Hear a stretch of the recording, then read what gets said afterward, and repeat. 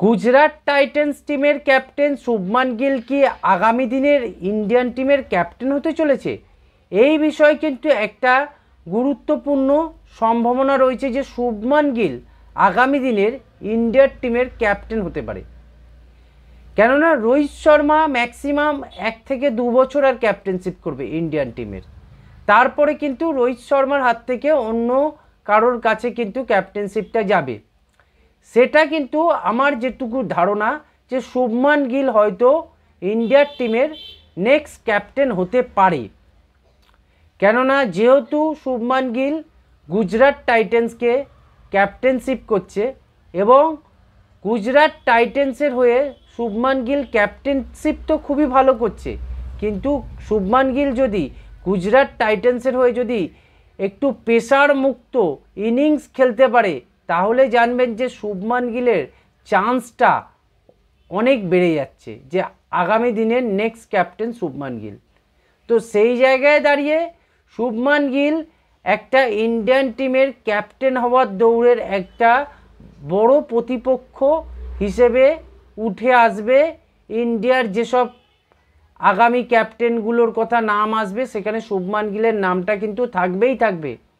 কেননা শুভমান গিল প্রথম কথা ইন্ডিয়ার হয়ে ধারাবাহিকভাবে খেলে যায় এবং সাকসেসফুলি খেলে যায়, সেটা টি20 হতে পারে, ওডিআই হতে পারে, টেস্ট হতে পারে।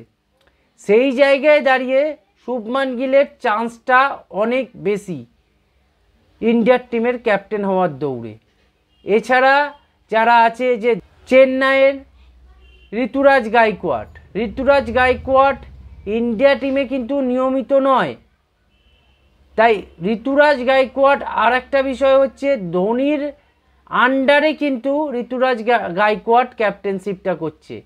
শুভমান গিলের ক্ষেত্রে কিন্তু শুভমান গিলের সেই প্লেয়ার নেই যে শুভমান গিলকে গাইড করবে। Shubman Gill as a leader হিসেবেই কিন্তু খেলছে।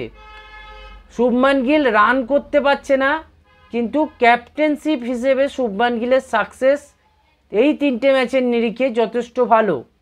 মুম্বাই ইন্ডিয়ান্সে হার্দিক পান্ডিয়া চলে গেল গুজরাট টাইটান্স ছেড়ে, সেই মুম্বাই ইন্ডিয়ান্সকে হারানো সেটা ছোটোখাটো ব্যাপার নয় প্রথম কথা।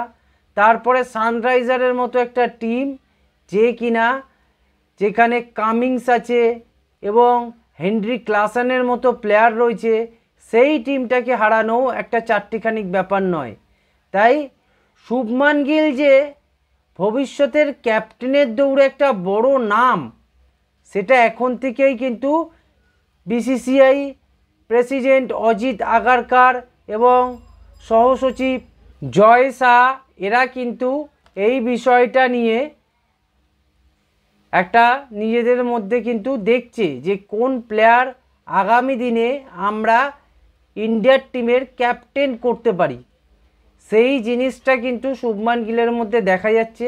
দেখা যাক নেক্সট ম্যাচগুলো শুভমান গিল কতটা ভালো ক্যাপ্টেনশিপ করে এবং নিজে কতটা ভালো লিডার হিসেবে রান করে, সেটাও একটা দেখার বিষয়। যদি শুভমান গিল নিজের ফর্মটাকে ভালো করে এবং এইভাবে যেভাবে ক্যাপ্টেনশিপ করছে সেইভাবে যদি করতে থাকে কন্টিনিউয়াসলি, তাহলে কিন্তু শুভমান গিল যে আগামী দিনে ইন্ডিয়ার টিমের ক্যাপ্টেন হবে এটা নিয়ে কিন্তু কারোর কোনো মতপার্থক্য আর থাকবে না এবং দেখা যাবে যে রোহিত শর্মার পরেই শুভমান গিলের হাতে ব্যাটনটা চলে গেছে। তো এই ছিল আজকের ভিডিও। আপনারা চ্যানেলটাকে সাবস্ক্রাইব করুন, ভিডিওটাকে লাইক করুন এবং ভিডিওটাকে শেয়ার করুন।